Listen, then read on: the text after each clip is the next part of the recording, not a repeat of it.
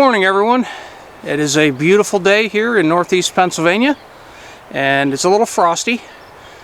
So while I'm anxiously awaiting for the frost to burn off, I thought I'd do a quick maintenance tip on the King M1820. This is really quick, really simple, but it was something I wanted to show you because some people may not know about this. Okay, so this has to do with the saw and the saw hydraulic lines. So as you can see, right in here we have a very tight spot for this lock nut. Now, you can't really get a normal wrench in there, but what you can get in there is one of these, and this is called a pump wrench.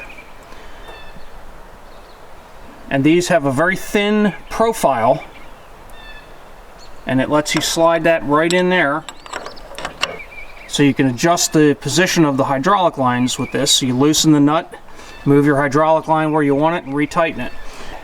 These lines have a tendency to get bumped, and when they get bumped, the lock nuts loosen up.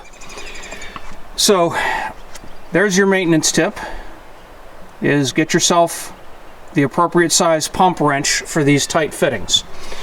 Okay, the other thing real quick is the position of these lines is very important. These lines have to be able to move very freely all the way down to here. All the way down before it even goes under the frame. Everything has to be freed up and no hard twisting when the saw moves. Before I realized that, my return line here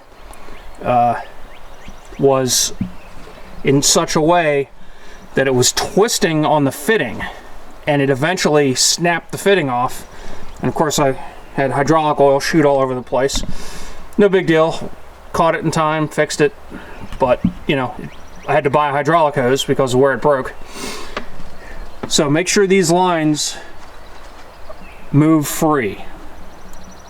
That's very important. Okay, that's it for the quick maintenance tip. Okay, so that's it for the quick maintenance tip. If you have any questions, please leave me a comment, and have a great day.